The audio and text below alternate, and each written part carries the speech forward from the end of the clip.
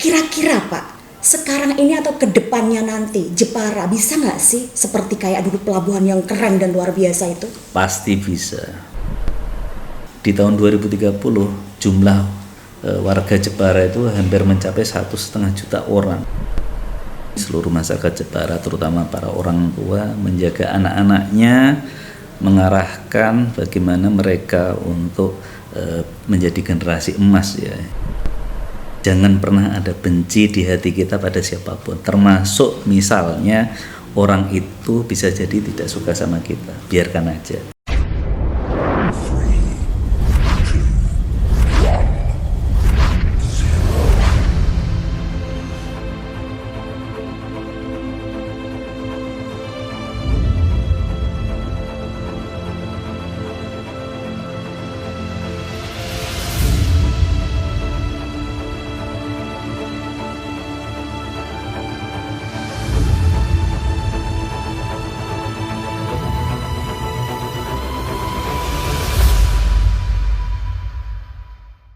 Assalamualaikum warahmatullahi wabarakatuh, Bapak Bianto. Waalaikumsalam, Mbak Dinda.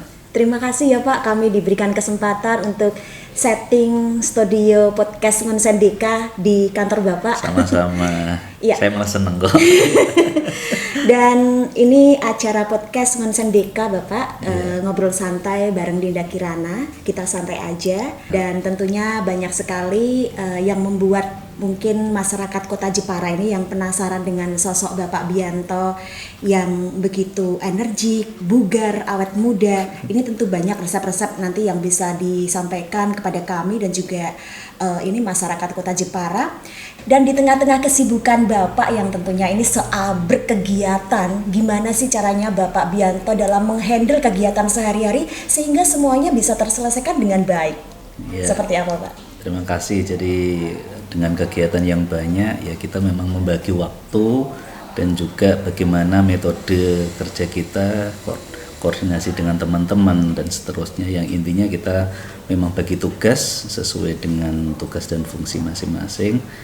Yang penting kalau kita dari Bapeda lebih fokus bagaimana memperbaiki metode kerja agar lebih efektif dan juga efisien.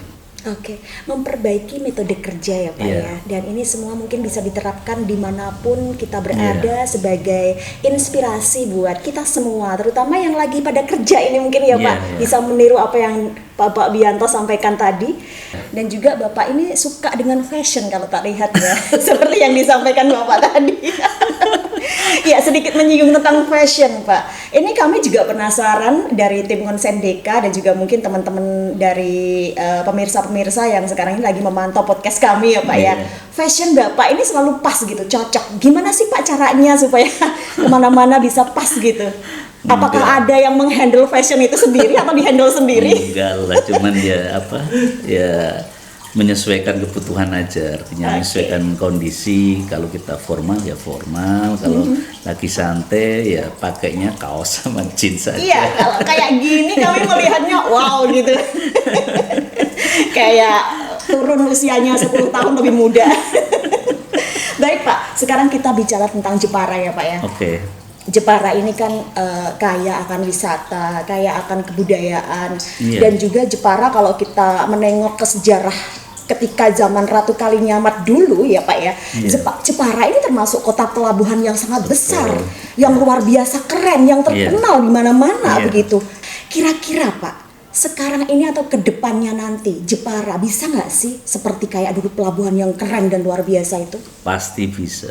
Makanya konsep kita ke depan satu, bagaimana meningkatkan kualitas manusia di Jepara, kualitas generasi muda kita, generasi penerus kita, di mana memang tahun 2030 kita harapkan indeks pembangunan manusia sudah mencapai di atas 80 ya, yang posisi saat ini kita hampir 73 posisinya. Jadi itu menjadi dasar bagi masyarakat Jepara. Kita harapkan generasi kita di tahun 2030 itu generasi emas. Kemudian memang di berbagai sektor seperti infrastruktur, ekonomi, dan juga termasuk di pemerintahan dan pembangunan sosial, ya kita juga fokus untuk intervensi bagaimana itu supaya ke depannya, karena kebetulan tadi disampaikan kita memiliki warisan sejarah yang luar biasa. Selain dulunya Ratu Kalunyamat yang sudah sedemikian terkenal ya membesarkan Jepara, kita harapkan itu menjadi inspirasi bukan hanya Ratu Kalunyamat, Raden Ajeng Kartini, Raden Mas Panji Sosrokartono, itu inspirasi yang menjadi role model kita ya saat ini dan ke depan, dan saya yakin Jepara akan mengalami kejayaan lagi di tahun 2030 ke sana. Tahun 2030, Pak. Seperti yang Bapak Bianto sampaikan tadi, kami jadi penasaran, itu harusnya generasi muda harus gimana, Pak? Yang jelas pertama harus sehat. Sehat. Ya kan, sehat, cerdas, kreatif, dan juga produktif. Apakah saat ini sudah menuju ke situ? Menuju ke sana. Makanya kita akselerasi lagi bagaimana anak-anak kita yang kelahiran, terutama yang nanti berperan itu kelahiran tahun 2000 ke sini ya, akan lebih jauh lebih baik lagi dari generasi-generasi tahun 90, 80, apalagi seperti saya tahun 70-an. Jadi kita harapkan ke depannya kita nanti dari mulai pemimpinnya, mulai pengusahanya, dan seluruh sektor di masyarakat itu diisi oleh anak-anak yang berkualitas yang saat ini sedang berproses. Nah itu yang kita ingin akselerasi. Makanya tadi kita sampaikan 2030 kita harapkan indeks pembangunan manusia kita sudah di atas 80. Tidak bisa saya bayangkan seperti apa itu nanti ya. Wah, pasti keren dan luar biasa di tahun itu. Semoga tahun keemasan Jepara ini benar-benar ada pada tahun itu atau sebelumnya malah justru lebih bagus lagi. Dan semoga generasi muda yang menonton podcast ini ya Pak ya, terus berjuang untuk menuju tahun itu. Asah terus ya, mungkin kepandaian, kepintaran generasi muda ini sebagai tongkat penerus ya. Sekarang saya kembali ke sosok Bapak Bianto lagi. Tentunya dengan seabrek kegiatan seperti yang sudah saya sampaikan itu tadi. Banyak juga mungkin kegiatan yang keluar kota yang harus Bapak kerjakan, harus Bapak lakukan dalam hari yang sama dengan kesibukan-kesibukan dan rutinitas yang luar biasa. Tetapi semuanya kayaknya terhandle semua gitu Pak. Gimana cara membagi waktu Bapak Bianto?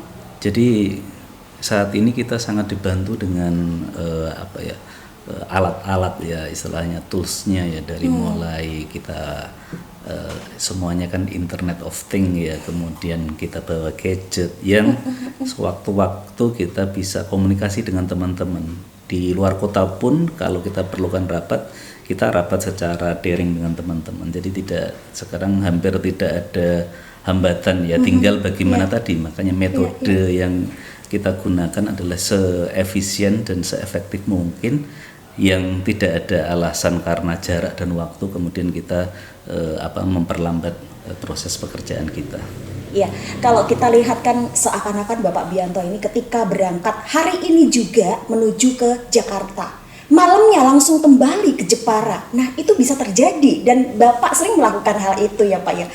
Meskipun saya nggak pernah dengar kabar langsung dari Bapak, tapi kami memantau gitu. Nah dalam hal seperti ini loh Pak, adakah sesuatu yang benar-benar itu bisa di share gitu? Ya, kalau yang nggak bisa dilupain. Kalau saya sih sebenarnya ya tadi kita memanfaatkan teknologi yang ada saat ini, jadi itu sangat mempermudah pekerjaan, dan saya memang meminta teman-teman juga melakukan hal yang sama, yang intinya tidak ada alasan sekarang misalnya kita untuk hambatan pekerjaan karena ya tadi karena di tempat yang jauh dan seterusnya, dan kita bisa komunikasi sewaktu-waktu. Yang jelas memang kita harus membuat schedule yang jelas ya, yang jelas, dan juga timeline dari waktu-waktu deadline yang harus kita selesaikan, kita selalu pantau itu. Dan itu walaupun kita kelihatannya serius tapi juga tetap santai. Seriusan nih berarti. Serius tapi santai. Gini loh Pak, kalau diamati ya Pak, prestasi dan perjalanan Bapak ini kan melejit gitu, cepet gitu loh. Kalau kita lihat itu nggak pakai liku-liku yang panjang gitu, cepet gitu. Wesh, kalau kayak pesawatnya itu cepet terbangnya itu. Kenapa kok sampai bisa kayak gitu Pak? Kita juga pengen gitu loh meniru prestasi yang Bapak raih gitu. Kalau saya sih kuncinya memang banyak belajar ya, banyak belajar. Jadi walaupun sudah masuk di dunia kerja, saya tidak pernah lupa belajar. Jadi memang saya mengandalkan literasi ya, dalam hal saya banyak membaca buku-buku non fiksi. Kebetulan saya nggak suka membaca novel ya. Jadi memang saya memperbanyak bacaan buku-buku, baik buku-buku berbahasa Indonesia maupun berbahasa asing yang sangat membantu pekerjaan saya, sangat membantu dalam hal membuat narasi, gagasan dalam menyelesaikan pekerjaan-pekerjaan, dan itu menurut saya salah satu yang menjadi mungkin ini inspirasi buat anak-anak muda ya. Jangan pernah lupa membaca ya, perbanyak ya. Dan saya sudah ratusan kalau saya buku yang saya baca. Jadi itu mungkin untuk inspirasi, bukan untuk membanggakan diri, bukan, tapi untuk inspirasi bahwa literasi kita yang banyak ya, referensi kita yang banyak itu pasti membantu kita di dalam menyelesaikan permasalahan-permasalahan baik di dunia kerja ataupun di organisasi sosial yang kita ikuti. Membaca literasi ini mungkin rahasia yang perlu ditiru oleh generasi muda menuju 2030 itu tadi ya Pak. Jepara menuju kota emas yang keren dan luar biasa, itu harapan kita bersama. Bekerja, melakukan berkegiatan dengan fisik dan kekuatan yang penuh, energik, bugar, tentunya diiringi dengan ibadah. Bekerja dan ibadah. Seperti apa menurut Bapak bekerja dan ibadah itu tadi? Kalau saya sebagai seorang muslim ya memang ibadah itu sangat penting, karena itu kita ibarat tadi masalah-masalah yang kita hadapi itu kan pasti banyak, siapapun lah gitu, bukan hanya saya. Nah saya ibaratnya masalah-masalah itu tidak saya panggul atau saya gendong, saya taruh, ditaruh sehingga lebih ringan. Ya intinya sebagai muslim ya saya melaksanakan ibadah wajib dan juga sunnah, yang intinya ya berusaha bagaimana menyerahkan seluruh permasalahan, termasuk hal-hal yang mungkin berat yang bisa saya lakukan, saya ya ibaratnya bercengkerama menyerahkan pada Allah. Jadi siapapun termasuk saya, kemampuannya pasti terbatas, kekurangannya pasti banyak. Nah, yang bisa membantu ya semuanya ya memang datangnya dari Tuhan kita, dari Allah. Nah, saya konsepnya seperti itu. Jadi saya jadi ringan ya, merasa ringan karena saya serahkan semuanya lah gitu. Apapun yang terjadi. Oke. Jepara ini kan punya sejarah yang keren dan luar biasa, dengan 3 tokoh yang begitu hebatnya, dengan lokasi-lokasi atau tempat-tempat wisata yang begitu masyhurnya. Ini sangat luar biasa. Tentunya ada pesan-pesan yang mungkin ingin Bapak sampaikan kepada penerus generasi muda ini. Jadi potensi kita di Jepara luar biasa. Kita memiliki garis pantai 82 km lebih, punya gunung, punya kepulauan Karimun Jawa yang hampir 30 pulau ya di Karimun Jawa. Nah itu yang harus kita manfaatkan, kita jaga. Artinya kita tidak hanya melihat dari eksplorasinya saja, tapi kita menjaga supaya alam Jepara ini ke depan masih layak untuk dihuni, airnya bersih, udaranya juga nyaman dan bersih, dan seterusnya. Termasuk intinya alamnya masih layak untuk kehidupan kita, karena di tahun 2030 jumlah warga Jepara itu hampir mencapai 1,5 juta orang. Ini kan sudah bisa diprediksi kalau pertumbuhan penduduk setiap tahunnya 1% lebih ya. Nah, ya kita harapkan dengan jumlah penduduk yang semakin banyak itu didominasi oleh generasi emas tadi yang akan menjadi berkah buat Jepara. Amin. Bukan menjadi beban, ya kan. Kalau generasi kita kurang berkualitas, otomatis akan menjadi beban, menjadi masalah sosial tersendiri yang ini malah menjadi persoalan-persoalan serius di masa mendatang, karena persaingan di antar negara termasuk antar daerah itu kuncinya ada di kualitas SDM-nya. Dan saya yakin Jepara ke depan itu pasti akan didominasi oleh anak-anak kita yang tadi yang sehat, kreatif, ya kan, cerdas dan juga produktif. Selain itu juga harus memiliki karakter yang kuat. Oke Pak, di sini saya menangkap Pak, pasti ada yang perlu kita waspadai gitu ya menuju 2030 itu. Ya, betul. Buat generasi muda seperti Bapak sampaikan tadi, selain ada menuju keberkahan, juga ada yang harus kita hati-hati kita jaga. Betul. Supaya moral tidak rusak begitu. Betul. Ya. Jepara adalah generasi muda, generasi emas menuju 2030. Apa sih Pak yang harus kita pegang, kita waspadai di Jepara ini tentang hal apa? Gitu? Ya, yang pertama memang kita tidak boleh luput dari bagaimana tadi pembangunan manusia ya, kualitas dari pendidikan, kesehatan, termasuk misalnya entrepreneurship yang di Jepara tumbuh subur, dan itu yang harus kita pertahankan. Selain itu juga masalah ketahanan sosial, di mana saat ini kondisi kita kondusif. Nah, itu juga kita harus pertahankan. Moderasi sosial, berdampingan antar kelompok, baik agama, ras dan lain-lain. Ya kita harapkan tidak ada pernah lagi gesekan-gesekan dan jauh lebih kondusif dan juga lebih lebih sejuk lagi. Dan saya yakin itu terjadi di Jepara dengan pengalaman-pengalaman yang dulu pernah terjadi, misalnya pengalaman-pengalaman pahit yang dulu pernah terjadi, itu kita harapkan tidak terulang lagi. Saya kira itu. Yakin ya Pak? Yakin sekali. Generasi muda bisa membawa jauh lebih baik. Tahun emas itu. Pasti. Alhamdulillah, semoga. Baik Pak. Dalam setiap menghadapi permasalahan, kalau saya melihat sosok Bapak Bianto ini selalu dengan tersenyum, dengan happy, begitu. Itu rahasianya apa sih Pak? Menghadapi sesuatu dengan senyuman, gitu. Kita, setiap dari kita itu pasti menghadapi persoalan, ya. Dan persoalan itu harus kita hadapi dan kita selesaikan. Kita selesaikan dengan tegang, dengan perasaan yang nggak enak pun permasalahannya sama.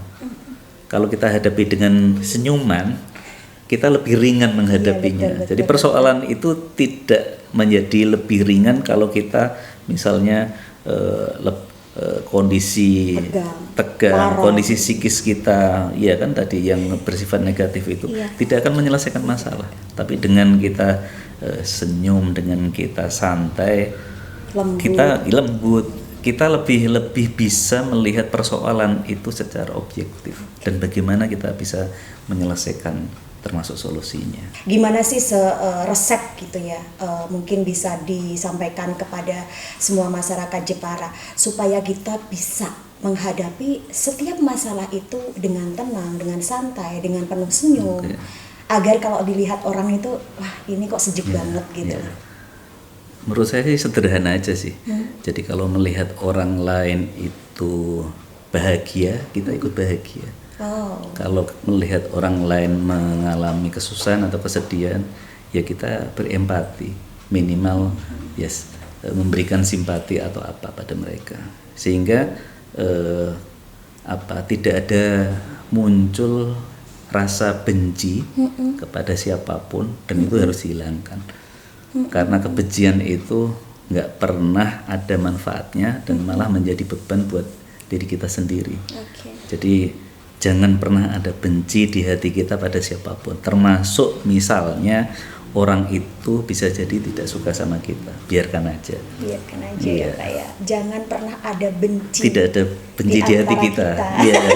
di hati kita jangan sampai muncul Iya. ada kebencian Kita harus itu. bisa mengendalikan Iya, ya Pak ya. Segala iya. sesuatu permasalahan Betul, itu iya. semua orang pasti mengalami Pasti begitu ya. permasalahan, setiap orang pasti punya masalah, nggak ada yang tidak punya masalah. Tinggal kita mampu apa Betul. enggak, kuat apa Iya. tidak begitu ya. Harus kuat, Dan hadapi dengan senyum. hadapi dengan senyum saja. Alhamdulillah, sejuk banget kayaknya ya.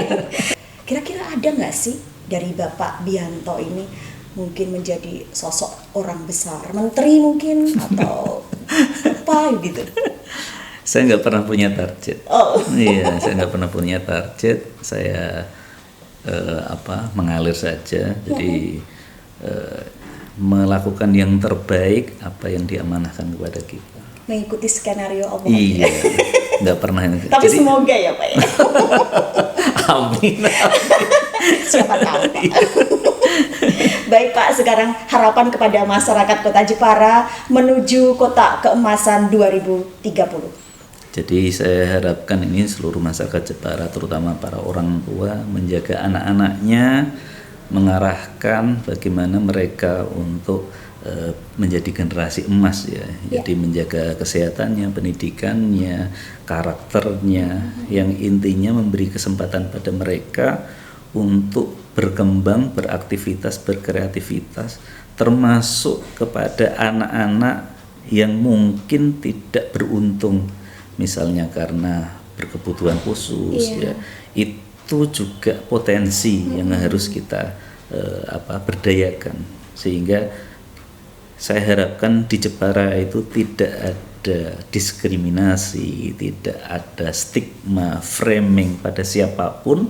Kita semua punya kesempatan yang sama, hak yang sama, termasuk kewajiban yang sama untuk memajukan Jepara. Salut.